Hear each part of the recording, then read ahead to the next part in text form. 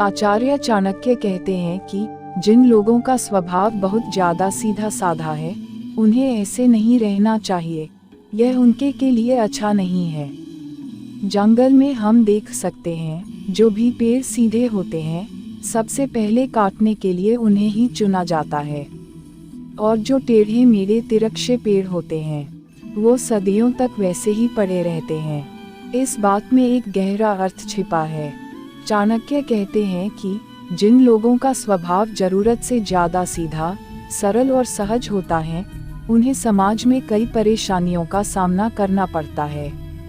चालाक और चतुर लोग इनके सीधे स्वभाव का गलत फायदा उठाते हैं। ऐसे लोगों को कमजोर माना जाता है। अनावश्यक रूप से लोगों की प्रताड़ना झेलना पड़ती है। ज़्यादा सीधा स्वभाव मूर्खता की श्रेणी में माना जाता है। इसीलिए व्यक्ति को थोड़ा चतुर और चालाक भी होना चाहिए, ताकि वह जीवन में अपने लक्ष्य प्राप्त कर सके और समाज में बुरे लोगों के बीच सुरक्षित रह सके। व्यक्ति चतुराई से ही अपना और अपने परिवार का पालन कर पाता है। एक बच्चा अपने पिता के साथ एक जंगल में घूमने के लिए गया होता है। वो देखता है कि एक शेर एक हिरण का शिकार करने के लिए उसका पीछा कर रहा था। उस बच्चे के मन में यह दृश्य देखकर एक करुणा का भाव उदय होता है। वो अपने पिता से कहता है कि काश हिरण शेर के पंजे से बचकर भाग जाता, तो हिरण का जान आज बच जाता। यह सुनकर पिता कहते हैं, लेकिन वो शेर भी तो भूखा है। अगर तुम हिरण को बचाओगे तो तुम शेर के लिए बुरे बन जाओगे। तो इस परिस्थिति में तुम क्या कर सकते? अभी ये बात हम सब के लिए सोचने की है कि एक जगह जहां हम किसी का फायदा कर रहे होते हैं, दूसरी जगह किसी का नुकसान कर रहे होते हैं। जैसे एक सिक्के के दो पहलू होते हैं, उसी तरह अच्छाई और बुराई के भी दो पहलू होते हैं। तो सवाल यह है कि किसी आदमी को कोई अच्छा काम करना है, अच्छा बनना है, तो वो किस तरह का काम करे जो किसी को आहत ना पहुंचाए। तो आज की जो कहानी मैं आपको सुनाने वाला हूँ, उसमें आपको कर्मों का पूरा ज्ञान मिलेगा कि असल में कर्म क्या है, बुरे कर्म और अच्छे कर्म क्या होते हैं। इससे पहले कि आप इस कहानी में खो जाए, इस चैनल को सब्सक्राइब जरूर कर लें। तो चलिए कहानी शुरू करते हैं। बात उस समय की है जब गुरुकुल में शिक्षाएं हुआ करती थी। मतलब गुरुकुल में बच्चे सीखने के लिए जाते थे, वहीं पर रहते थे, वहीं पर प्रकृति का आनंद लेते थे और वहीं पर अपनी शिक्षाएं ग्रहण करते थे। ऐसे ही गांव का मोहन नाम का युवक गुरुकुल में पढ़ाई करने के लिए जाता है। उसके माता पिता उसे बचपन में ही उसे गुरुकुल में भेज देते हैं। गुरुकुल में जाने के बाद बहुत सालों तक वो अपने सहपाठियों के साथ बहुत अच्छी शिक्षा ग्रहण करता है। उसे वहाँ पर जीवन के सिद्धांत सिखाए जाते हैं। उनमें से एक सिद्धांत ये सिखाया जाता है कि हमेशा भलाई का काम करो, अच्छा काम करो, सबकी मदद करो। ये ज्ञान मोहन के दिमाग में बहुत गहरे से बैठ गया था। इसीलिए जब वो वापस गुरुकुल से अपनी शिक्षा ग्रहण करके आया, तो वो अपने गांव में सबकी मदद करता था, हर किसी का काम करता था। कोई भी युवक उससे कोई काम करने के लिए कहता तो वो मना नहीं करता था। लेकिन जैसे जैसे समय बीतता गया, एक दिन उसने अपने कानों से छुपकर सुना कि गांव के कुछ युवक उसका मजाक बना रहे हैं। वो सब कह रहे हैं कि वो तो फायदा उठाने के लिए ही है, उसके तो मजे लो, उसका लाभ उठाओ जितना हो सके। वो किसी के काम को मना भी नहीं करता। वो दूसरों को काम करने के लिए अपना काम भी छोड़ देता है। बताओ कितना मूर्ख है। ये सुनने के बाद मोहन का दिमाग फटा का फटा रह गया। वह निष्पक्ष भाव से सबकी मदद करता था, सच्चे दिल से करता था, लेकिन बदले में उसे क्या मिला, ये सुनकर उसका दिल सहम गया और उसने मन ही मन में निश्चय किया कि आज के बाद वह किसी की भी मदद नहीं करेगा। और अब मोहन गांव का ऐसा युवक बन चुका था जो किसी की मदद नहीं करता था, चाहे कोई कितनी भी परेशानी में क्यों ना हो। मोहन को कोई फर्क नहीं पड़ता था। मोहन का ये बदलाव देखकर सब गांव वाले आश्चर्यचकित रह गए। कल तक जो दया का सागर था, इतना दयालु था, कुछ ही समय में इतना निर्दयी बन गया। ये देखकर मोहन के माता पिता को भी उसकी बहुत चिंता हुई।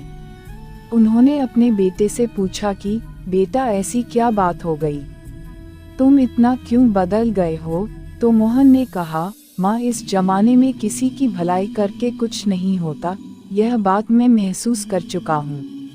मैंने जीवन में जितनी भी गुरुकुल से शिक्षा ग्रहण की, वो सारे शिक्षाएं बेकार चली गई, वो व्यर्थ हो गई, क्योंकि ये संसार किसी का नहीं है। यहाँ सच्चे दिल से कोई किसी की मदद करते उसको बेवकूफ़ समझा जाता है माँ, उसको बेवकूफ़ समझा जाता।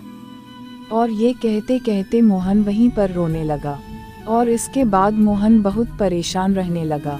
उसके माता पिता पहले वाला मोहन चाहते थे, वो वही मोहन चाहते थे जो सब लोगों की मदद करता था।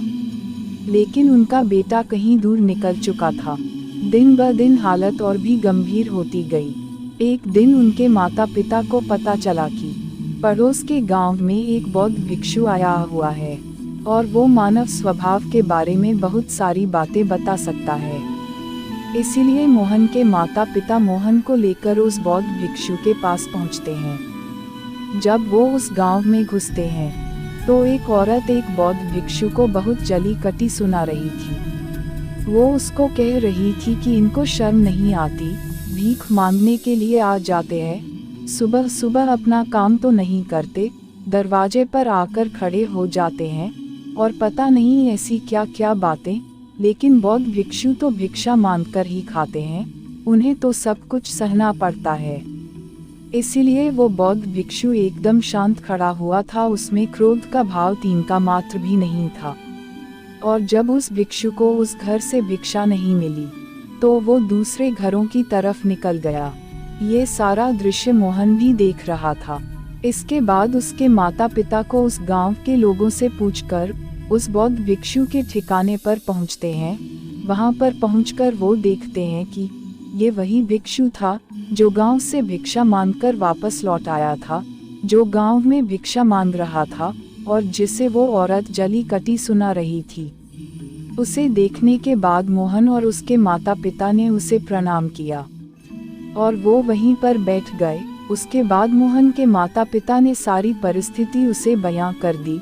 उन्होंने अपने बेटे का जिक्र करते हुए बताया कि ये हमारा बेटा पहले बहुत दयालु हुआ करता था, सबकी मदद करता था, लेकिन अचानक पता नहीं ऐसा क्या हुआ कि अब ये किसी की मदद ही नहीं करता। कोई इसके सामने मर भी रहा होता है तब भी ये बिल्कुल उसे पानी ही नहीं पिलाता, ऐसा स्वभाव हो गया है इसका। हम कुछ समझ नहीं पा रहे हैं कि ये बदलाव अचानक से हुआ कैसे। इससे पहले कि वह बौद्ध भिक्षु कोई जवाब देता, वो औरत जो गांव में उस भिक्षु को जली कटी सुना रही थी, वह अपने बेटे को लेकर वहीं पर पहुंच गई और हाथ जोड़कर उस भिक्षु से प्रार्थना करने लगी कि मेरा बेटा बहुत बीमार है, अचानक से इसे बुखार आया और गांव के लोगों ने बताया कि आप इसकी मदद कर सकते हैं, कृपया करके मेरे बेटे को ठीक कर दीजिए। ये सुनकर वो बौद्ध भिक्षु तुरंत उस बच्चे का उपचार करने में लग जाता है और कुछ ही देर बाद औषधियाँ देने के बाद वो बच्चा बिल्कुल स्वस्थ हो जाता है। ये सब देखकर वो औरत उसे कुछ भिक्षा देकर प्रणाम करके वापस लौट जाती है। ये सारा दृश्य मोहन भी देख रहा था। मोहन के मन में एक सवाल उठ रहा था और जब वो इसका कोई जवाब नहीं ढूंढ पाया तो उसने उसे बौद्ध भिक्षु से पूछा, शायद आपने पहचाना नहीं, ये वही औरत थी जो आपको जली कटी सुना रही थी, जो गांव में आपको भिक्षा देने से मना कर रही थी। शायद आपने उसे पहचाना नहीं तो आप उसकी मदद नहीं करते। ये सुनकर वो बौद्ध भिक्षु मुस्कुराने लगता है। उसके बाद वो बौद्ध भिक्षु मोहन को बताता है कि दूसरों की अच्छा ही करने से कुछ अवस्थाओं में दुख मिलता है, लेकिन अगर तुम कर्मों का सिद्धांत समझ लेते हो तो अच्छाई और बुराई, इसके सारे वेद तुम्हारे सामने स्पष्ट हो जाएंगे। मैं भली भांति जानता था कि ये वही औरत है, लेकिन मैंने बिना कोई द्वेष का भाव रखे हुए वही किया जो मेरा कर्तव्य था। जब आप किसी की भलाई या किसी की अच्छाई बिना किसी लालच के करते हो, बिना किसी बदले के करते हो, बिना किसी द्वेष के करते हो, वही अच्छाई होती है। लेकिन अक्सर हम लोग जब किसी की मदद करते हैं तो हमारे मन में यही भावना बन जाती है कि बदले में वो इंसान भी मेरी मदद करें, लेकिन ज़रूरत पड़ने पर जब वो हमारी सहायता नहीं करता तो हमें दुख होता है। इसीलिए किसी भी इंसान के साथ बिना कुछ पाने के भाव से उसका भला करो, और उतना ही भला करो जितना तुम्हारा सामर्थ्य हो, मतलब तुम्हारी आर्थिक और शारीरिक क्षमता के हिसाब से, ताकि कल को अगर वो इंसान तुम्हारे साथ बुरा व्यवहार भी करें तो तुम्हें उसका खेद ना हो, उसका पश्चाताप ना हो कि मैंने तो इसके लिए इतना कुछ कर दिया और यह मेरे साथ अब ऐसा व्यवहार कर रहा है। इसीलिए किसी का उतना ही भला करो जिससे तुम आहत ना हो। दूसरी बात, किसी दूसरे परिवार के झगड़े के बीच में तुम कभी मत पड़ना। अगर कोई पति पत्नी आपस में लड़ रहे हैं और वो पति अपनी पत्नी को पिट रहा है और तुम उसे बचाने के लिए पहुंच जाते हो कि भाई तुम औरत को क्यों पिट रहे हो, तो ऐसा करना तुमको संकट में डाल सकता है, क्योंकि वही औरत जिसकी तुम मदद करने के लिए गए हो वो ये कह सकती है कि ये हमारी आपस की बात है, तुम्हें इससे क्या लेना देना, और इसका तुम्हारे पास कोई जवाब नहीं होगा। इसीलिए दूसरे के फटे में कभी टांग मत अड़ाना। अगर ऐसी स्थिति कभी पैदा हो जाए, कोई तुमसे मदद मांगे तो दरबारियों तक खबर पहुंचा दो, अदालत उसका फैसला करेगी। तीसरी बात, अपने विवेक का इस्तेमाल करो। अपनी आंखें खोलकर देखो कि किसे वास्तविक रूप से मदद की जरूरत है और कौन ढोंग कर रहा है, क्योंकि अक्सर लोग दया का पात्र होने का दिखावा करके आपको बेवकूफ़ बनाकर आपसे मदद ले लेते हैं, जैसे कि आज के युग में हम बहुत सारी जगहों पर देखते हैं। बस अड्डों पर, रेलवे स्टेशन पे, कि बहुत सारे छोटे छोटे बच्चे भीख मांगते रहते हैं। अब उसमें दो स्थितियां पैदा होती है। अगर आप उनको भीख देते हो तो आप भीख मांगने को बढ़ावा देते हो, और अगर भीख नहीं देते हो तो वो बच्चा शायद आज खाना भी ना खा पाए।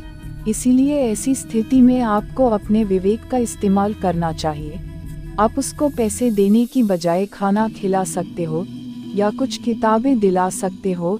इसीलिए सही तरीके से मदद करने के लिए विवेक का होना बहुत जरूरी है, वरना तो आपके धन का दुरुपयोग ही होगा। और एक बात जो समझने की है कि किसी की भलाई करनी है तो खुद की भलाई करो, क्योंकि अगर तुम खुद जीवंत हो गए, अगर तुम खुद बदल गए तो पूरा ज़माना अपने आप ही बदल जाएगा। इसीलिए कहीं आपने अपने मन में यह भ्रम तो नहीं बना रखा है कि मैं तो अच्छा इंसान हूँ और मैं दूसरों की मदद करता हूँ, तो वो तुम्हारा अहंकार का रूप है।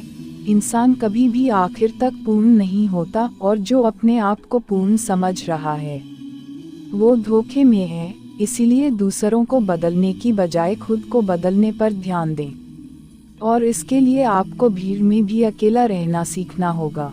आप सबके साथ हैं, सब में उपस्थित हैं, लेकिन अंदर से आप एकांत हैं, अंदर से आप शांत हैं, अंदर से आप मौन हैं। जब आप अपने एकांत को देख लेते हैं तो आपकी अंतर्यात्रा चालू हो जाती है। अपने अंदर के एकांत का आनंद उठाने के लिए आपको ध्यान में उतरना होगा। आपको रोज़मर्रा की जिंदगी में ध्यान को एक हिस्सा बनाना होगा, ध्यान को वक्त देना होगा। उसके बाद आप पाएंगे कि आपके अंदर के एकांत के समान आनंद इस दुनिया के किसी भोग में नहीं है, किसी वस्तु में नहीं है, किसी वासना में नहीं है। नदी के किनारे पड़ा हुआ छोटा सा पत्थर भी उस नदी के बहाव से कट कट कर बहुत मुलायम हो जाता है, उसमें कोई दरार, कोई कोना नहीं बचता। उसी तरह ध्यान के निरंतर भाव में बहने से उसी तरह निर्मल हो जाता है, जिसके बाद हम किसी भी चीज़ को महसूस कर सकते हैं, जिसके बाद हम वर्तमान का मतलब समझते हैं, जिसके बाद हमारे अंदर करुणा का उदय होता है। वो करुणा जो किसी विषय वस्तु से नहीं जुड़ी हुई।